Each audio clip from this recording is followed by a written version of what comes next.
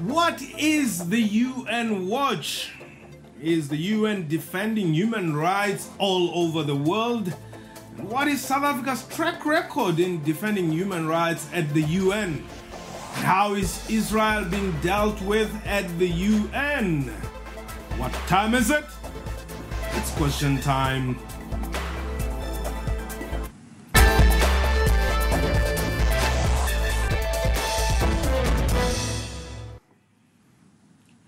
Khotsong, Mraro, Gurula, and welcome to the show. My name is Mpho Tsedu, welcoming you from Cape Town Parliament Studios.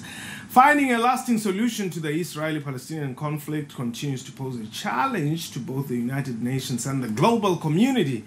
At the center of this is the establishment of Israeli settlements on Palestinian territory. In late 2016, the United Nations Security Council reaffirmed that Israel's establishment of settlements in Palestinian territory occupied since 1967 had no legal validity. The resolution indicated that this constituted a violation under international law and a major obstacle to the vision of two states living side by side. Late last year, the United States President Donald Trump confirmed that the U.S. will recognize Jerusalem as the capital of Israel. The State Department is quoted as saying the Trump administration will officially move the U.S. Embassy in Israel to Jerusalem by May this year.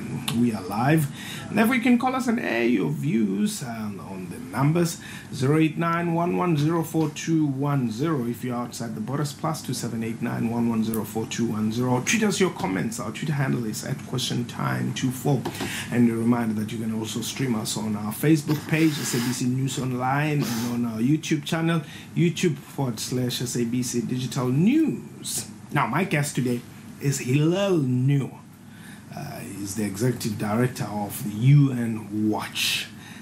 We're going to be talking a lot about what is transpiring there at the United Nations. And firstly, perhaps, what is the UN Watch? And welcome to South Africa, by the way. Thank you. It's a privilege to be in your wonderful country and to be here in Cape Town.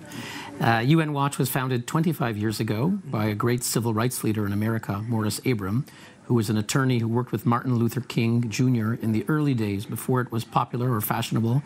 He was the lawyer helping get Martin Luther King out of prison, and he helped win the U.S. Supreme Court case of Gray versus Saunders in 1963, saying that one man gets one vote. African Americans' votes also get to count.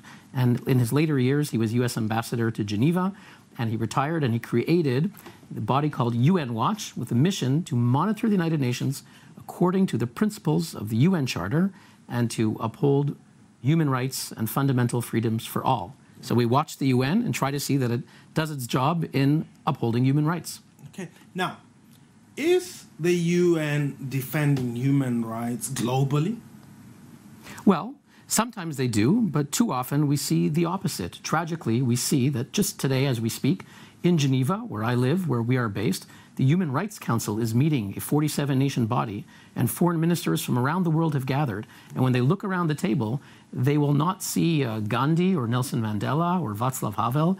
They will see members such as Saudi Arabia, such as Venezuela, Cuba, China, Qatar, United Arab Emirates, governments that violate human rights in a systematic fashion, that deny freedom of speech, freedom of assembly. In Saudi Arabia, women need a guardian to go anywhere. They are subjugated. They're not allowed to drive a car. In Venezuela, they've thrown the opposition leaders in prison. They've killed 130 protesters. So we see some of the worst regimes. China denies 1.3 billion people the freedoms that you enjoy here in South Africa, that I enjoy in Switzerland. But in China, if you dare to speak out, you're thrown in prison right away. Could be for 10 years. Human rights lawyers are locked up. These are the judges and guardians of human rights. So we should not be surprised that when the Human Rights Council meets this session, there will not be a single resolution for victims in China, in Cuba, in Saudi Arabia, in Venezuela. Most of the world's worst abusers, not all, a handful will be addressed, but most of the world's worst abusers will get a free pass. They will have immunity and impunity. It's the opposite of what the United Nations and its Human Rights Council were founded to do. Okay, give me the top 5 human rights abusers in the UN. Well, if we look around the world, we see in the past few months, Iran had street protesters in more than 80 cities. It's a country where women are subjugated. You have to cover your hair from the age of 7, unlike boys who can feel the wind in their hair. Innocent environmentalists are thrown into prison, find themselves dead by suicide. There's no freedom of religion. The UN has found in Iran that there's discrimination against Baha'is, Baluchis, Kurds, Arabs, Jews, Zoroastrians, and many others. That's one example. I'd say China, 1.3 billion people denied basic rights and freedoms. I think if you look here in Africa, Sudan, the leader of Sudan is wanted for genocide for the International Criminal Court. And I have to mention Syria and North Korea. Syria, 500,000 people have been subjected to basically genocide. Millions have fled. And they continue to use poison gas attacks against women and children. And North Korea, where they have effectively concentration camps. People are starved by the regime or tortured or killed. These are some of the 5 worst human rights abuses existing today. Okay. You name Iran, China, Sudan, Syria, and North Korea. The BDS here in South Africa would say the number 1 human rights abuser is the state of Israel. Yeah, well, Israel should be held to account like every other country. But the BDS movement does something very strange, because if you look by any measure, by any objective measure of human rights violations, if you look at population, Israel is a population of under 10 million people. Yeah. It's one of the smallest countries in the world. And even if you take the maximalist figures of the Palestinian Liberation Organization, of how many victims they claim that Israel has caused by human rights abuses, you'll get to a few thousand people. You'll never get to anything compared to so many other abusers in the world, including, just to give an example, right next door is Syria, where 500,000 people have been killed. How many Palestinians have been killed in the past 10, 20, 30 years? Maybe you get to a few thousand. And many of these people were those who were throwing Molotov cocktails, who were attacking Israel. They're not necessarily innocent people. Sometimes there can be innocent people killed in a demonstration, but often we're talking about Hamas people firing thousands of rockets at Israelis, and Israel trying to stop the rockets, something that we see every country does. We see what happens when terrorism hits the heart of Europe. When France has the terrorist attacks that Israel has been subject to for decades, we see immediately how France overnight arrests hundreds of people, sends police and army into the streets. That's what France does, that's what the UK does, that's what Belgium does. But somehow when Israel dares to defend itself, people say that it has no right to defend itself, and that every one of its actions is a human rights violation. So what the BDS people are doing is not justifiable by any logic or reason. Ntolo, you're in the Val. Welcome. It's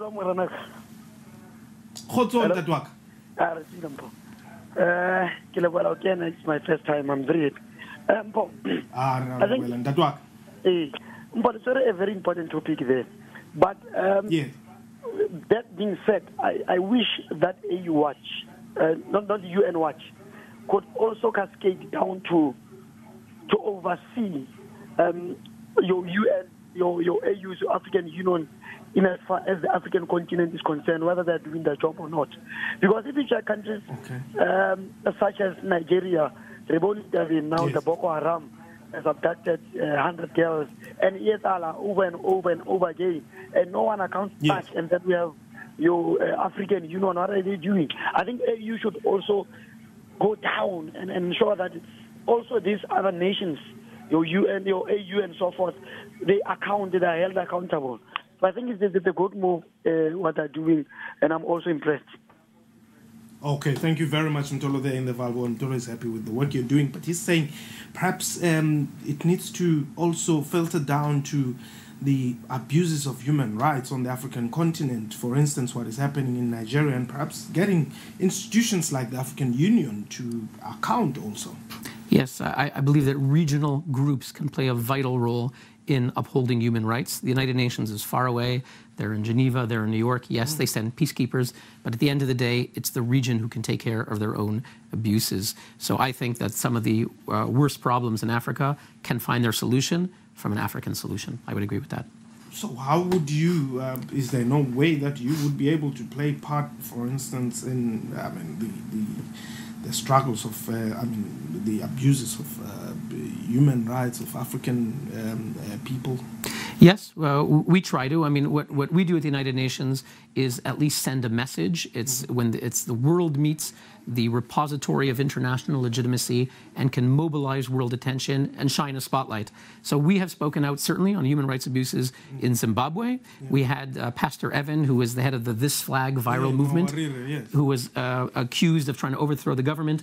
He was exempted. He was just acquitted. We had him speak at our Geneva Human Rights Summit last week, our 10th Geneva Summit, and he spoke before the world, and we heard the truth from Zimbabwe, instead of hearing from the dictator Mugabe, who, as you know, a few months ago was appointed by the World Health Organization as a goodwill ambassador. That was rescinded 3 days later when there was a world outrage at this absurdity. And it was great that Pastor Evan Mawarire spoke the truth. So I think that certainly Zimbabwe is a country that we focused on. The DRC, Democratic Republic of Congo, we had Julienne Lusenge, who's helping women who are victimized by rape. And we also had a victim in Uganda who fights for LGBT rights in Uganda. And it's a place where homosexuality is criminalized, and she's a hero, Kasha Jacqueline, for fighting for LGBT rights. So those are 3 places where in the past week we gave them a world spotlight. All right, let's go to our callers from Limpopo. I don't know who it is. Welcome. Leon and the witness of Limpopo. Your usual caller. Oh, okay. Oh, yes, witness. Thank you very much. Thanks very much for the call. Ah, yeah, not dinner. Okay. And I want you to ask your guest in the studio. I just want to know as to whether they are UN what?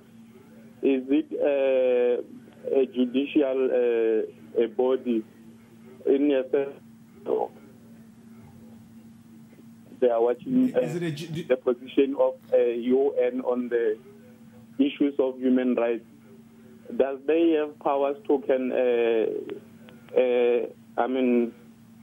initiate the cases? And I want to know whether they are judicial bodies. And lastly, I want to know as to whether where were they when the UN chose to be on the side of collapsing our beloved country, Libya? Were they not watching UN then? And what is their position when they see what is their position when they see Libya being in the state where it finds itself today? All right. Okay. Do you hear the call? Okay. No. One, are you a judicial body? Do you have any powers, or what exactly our only powers is our words, and we are an outside non-governmental organization. We have no legal power over the UN. We only speak, and often we speak and hold them to account, and often the UN is forced to respond because we bring facts to bear. For example, the election of Saudi Arabia to the Women's Rights Commission earlier this year, which was considered absurd. We exposed that, and the UN had to respond, and other examples like that. But it's no legal or judicial power. Now, on Libya, it says, where was UN Watch when the UN did what it did to Libya, and what are your feelings about the state of Libya today? Yeah, well, Libya is a disaster, and the truth is it was a disaster for many years. We went from one disaster to another. Gaddafi destroyed the country, and when the dictator was deposed, you had chaos. I'm not sure which one was worse. They were both terrible. When Gaddafi was elected, his regime elected chair of the UN Human Rights Commission, many people in the world said that electing one of the most brutal dictators who would systematically rape his own people. He would go on campus, he would find a woman student when he would lecture, and then he would go and rape them. And he was doing this all the time. He killed Fathi al-Jahmi, the leading dissident who called for a constitution. And Gaddafi's regime was elected chair of the Human Rights Commission. That was wrong. Now, it's true that the war that broke out in 2011 maybe didn't help things, but what we had before the United Nations failed to help Libya become a free and democratic state. Okay, we're going to take a quick break. When we return, let's find out if indeed, for instance, the UN can bring about the two-state solution in the Middle East. A reminder that indeed you can call us and hear your views. 089-110-4210 is the number to dial if you're outside the borders, plus 2789-110-4210. We shall return.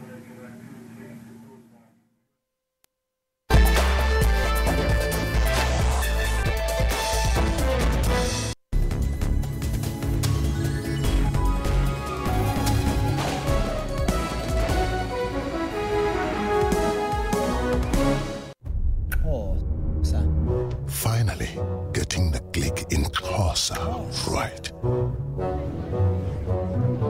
Fitting into your thin pants. Making it out of the friend zone With so many good deals at the Tops at Spa Surfest, you'll find any reason to celebrate. Buy a bottle of Jameson Irish Whiskey and Schweppes Ginger Ale for only $279.99. Only at the Tops at Spa Surfest.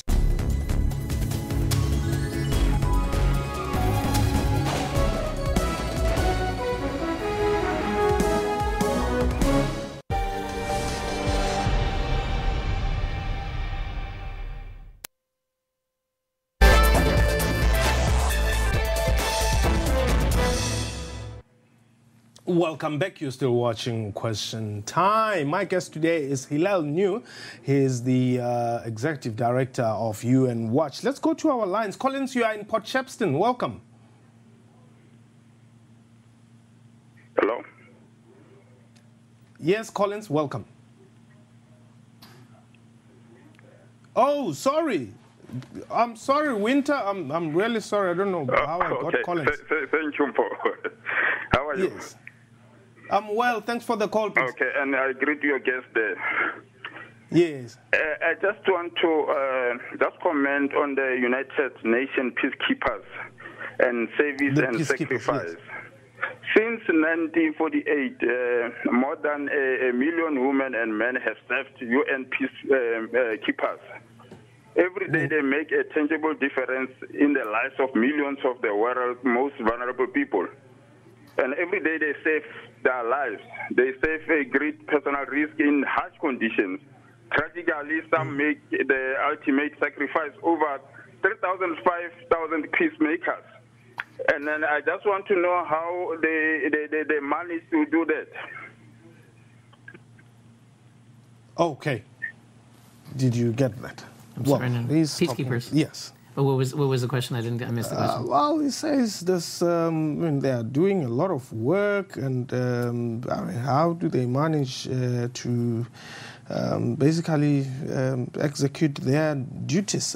Do you have anything to do? A little bit. I mean, the UN does have thousands of peacekeepers around the world. Yeah. Peacekeeping can work when the two sides of a warring dispute actually have the will to end the dispute and want to let the peacekeepers do their job. We have a problem with peacekeepers that there's been abuse, there's been sexual abuse of peacekeepers in Africa and elsewhere. Yeah. That's a major problem. The UN said they would have zero tolerance, and yet that problem keeps coming back. So peacekeepers can play an important role, but we need greater accountability in how they do their job. Okay. And whether they're protecting the people that they were sent to protect. Now, let's talk about the two-state solution. You've been critical. You say, the UN actually is very biased against the Israel or the state of Israel. Do you see the UN playing a role in bringing about the two-state solution? They have the potential to do so. The UN can't bring peace. The two parties have to bring peace. We saw that when Anwar Sadat, the leader of Egypt, which fought great war with Israel in 1973, invaded the Sinai, tried to destroy Israel, he came to Jerusalem in 1977 to make peace with Israel. And when Anwar Sadat sat with Menachem Begin, they made peace. We saw that King Hussein from Jordan, when he wanted to make peace, he met with Rabin, they shook hands, and they made peace. We saw that Yasser Arafat went to Oslo and met with Israelis secretly. So in all of these cases, the United Nations was not at the forefront. Indeed, if the parties want to make peace, Abbas has to go from Ramallah to Jerusalem, or he has to invite Netanyahu to visit him in Ramallah, and the two parties have to make peace. The UN must support. The problem with the UN is that there's been too much politics and not enough peace, too much polarization and not enough bridge building. The UN in New York adopts one resolution on Iran, one resolution on North Korea, and 20 resolutions condemning Israel without saying a word about Hamas stabbings, shootings, Islamic Jihad, firing of rockets against Israelis. So the UN has to play a positive role. Palestinians have rights, but Israelis are also human beings. And what happens in the United Nations resolutions, the effect is that they basically say that Israelis don't have human rights and they're not human beings. That only aggravates the situation. Malvin, you're in Bloemfontein. Welcome. Hello, Paul and Sir in the studio. Yes. Yes, but I was just thinking, how are these UN relevant, to the African continent? In 1994, there was some serious genocide in Rwanda, and the UN did absolutely nothing. Over 300,000 people died there. Look what's happening today in DRC. Nothing is happening. South Sudan, Now, I've heard your guest talking about we should have some regional intervention. The AU doesn't do anything. The AU, they're just irrelevant. I don't know what to be needed, to be done especially on the African continent. A whole lot of things happen, and the UN is just watching. We can go on and on. Libya was bad, it's true, under Gaddafi, but it's not as bad as it is now after the Americans or whatever. Yeah.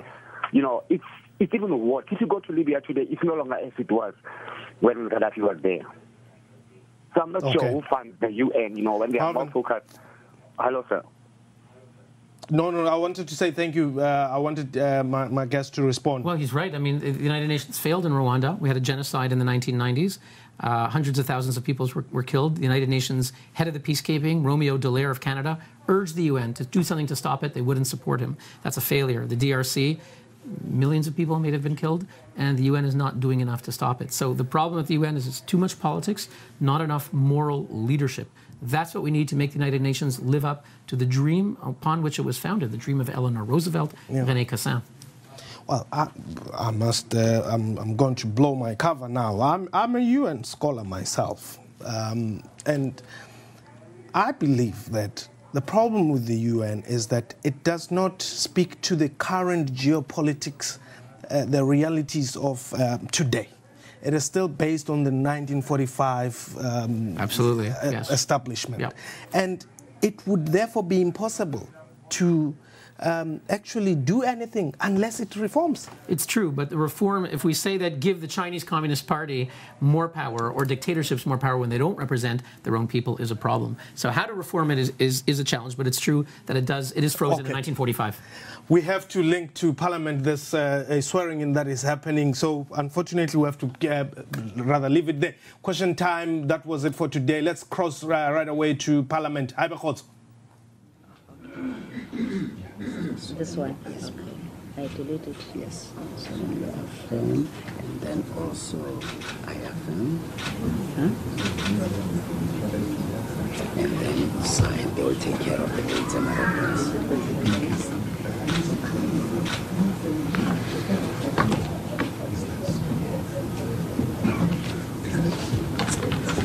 Congratulations, Minister.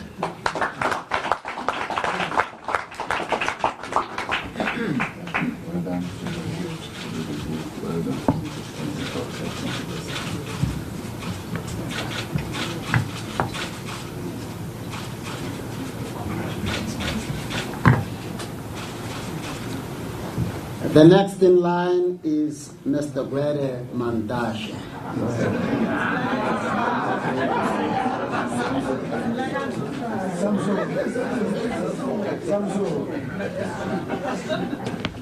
Will it be an oath or an affirmation? Give an oath. An oath. Would you please follow me?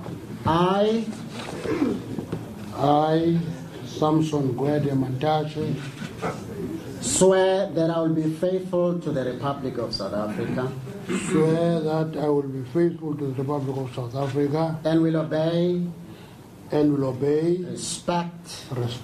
And uphold the Constitution. And all other law of the Republic. And I undertake to hold my office as Minister. With honor and dignity. To be a true and faithful counselor. Not to divulge directly or indirectly. Any secret matter entrusted to me. And to perform the functions of my office. Conscientiously and to the best of my ability. Would you please raise your right hand and say, "So help me God." So help me God. Sit down. I'll take care of the dates if you can just like that.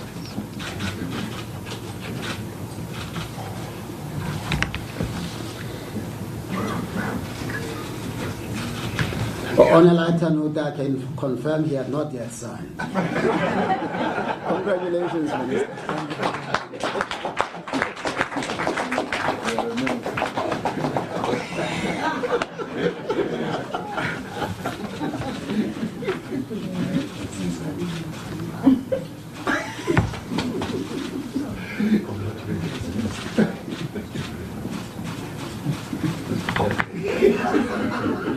The next minister designate is Ms. Normandy Mfeketo.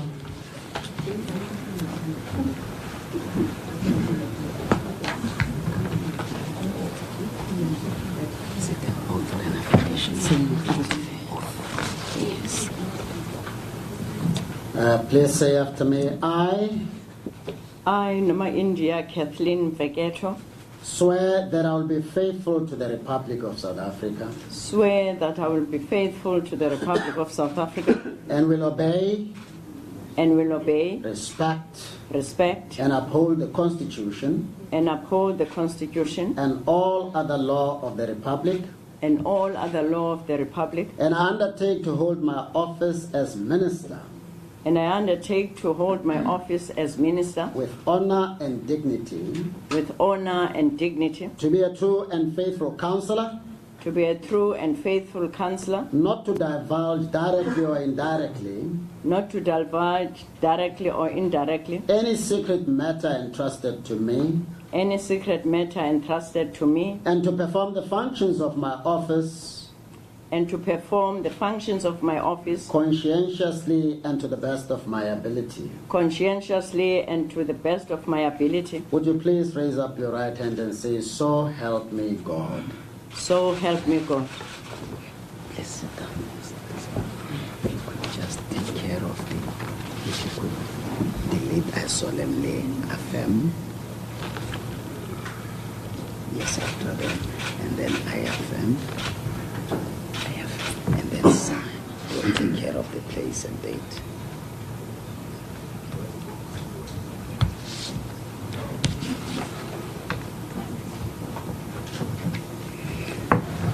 Congratulations, Minister.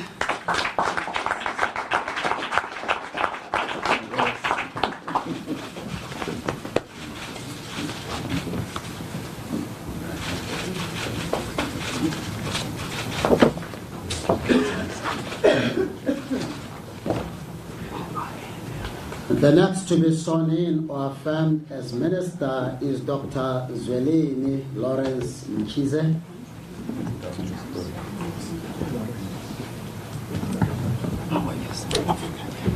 Is it an oath or an affirmation? It's an oath. Minister designate, if you could say after me, I, Zwelini Lawrence Mchize, swear that I will be faithful to the Republic of South Africa. Swear that I will be faithful to the Republic of South Africa. And will obey. And will obey. Respect. Respect. And uphold the Constitution. And uphold the Constitution. And all other law of the Republic. And all other law of the Republic. And I undertake to hold my office as minister. And undertake to hold my office as minister. With honor and dignity. With honor and dignity. To be a true and faithful counselor. To be a true and faithful counselor. Not to divulge directly or indirectly. Not to divulge directly or indirectly. Any secret matter entrusted to me. Any secret matter entrusted to me. And to perform the functions of my office. And to perform the functions of my office. Conscientiously and to the best of my ability. Conscientiously and to the best of my ability. Would you please raise up your right hand and say, "So help me God." So help me God. Please sit down, Doctor. If you could delete, I solemnly affirm. And then I affirm and sign.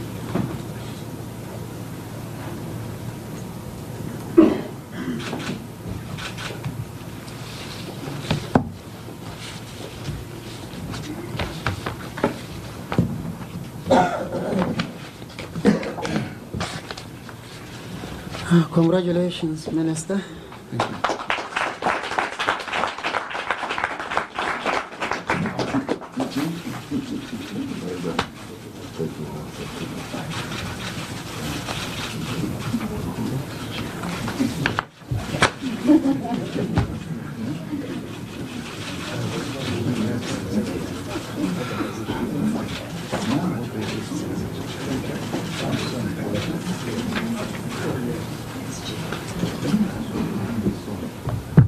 For the rest, I have designated the Deputy Chief Justice to administer the oath or affirmation. There is a duly signed letter, so he'll take over from here so that I don't monopolize the process. DCJ? I'm tired now. Do we have the list? Do we have the list? Yeah, thank you.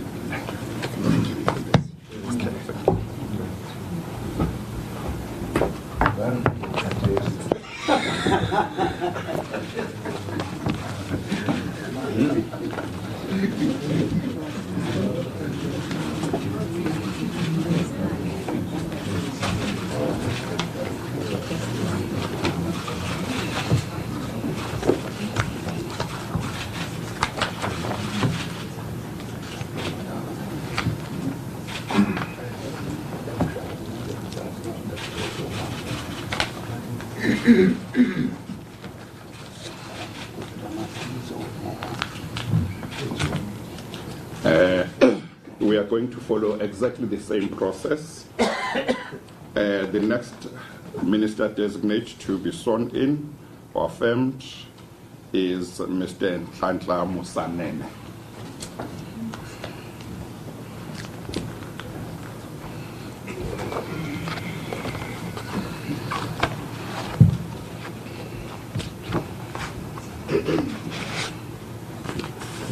Is it going to be an affirmation or oath? It's an oath. Thank you.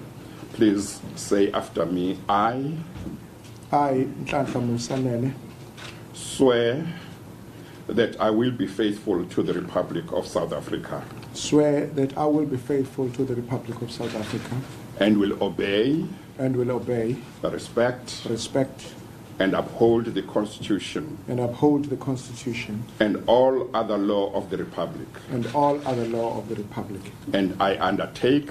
And I undertake. To hold my office. To hold my office. As minister.